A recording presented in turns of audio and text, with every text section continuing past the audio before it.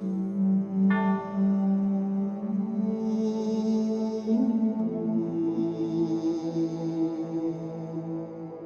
talking about 45 Pro today.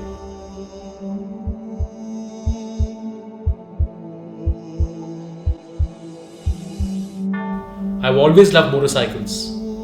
I've been a rider since forever.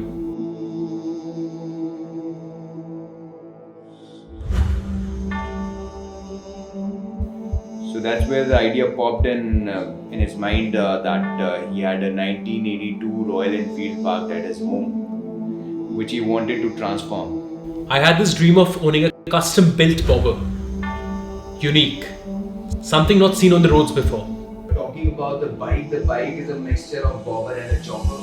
Talking about the bobbers were introduced in 1920s. The concept of bobber is that you get rid of the extra weight which is there on the bike. As you can see on the bike, there are no mud guards. There are a lot of things that we have deleted on the bike which were not needed. With that vision, I went to Govindji and he brought it to life. We have kept the engine block the same. It's a 1982 engine block. We haven't even puffed it. We've tried to keep the retro look as much as possible, and even with the frame, we have not completely changed the frame, but we have tried to incorporate certain 1982 things as much as we could in the bike.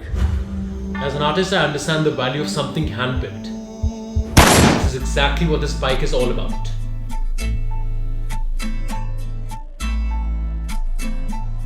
A big thank you to my buddy Govindji and team SBA for doing such a fantastic job.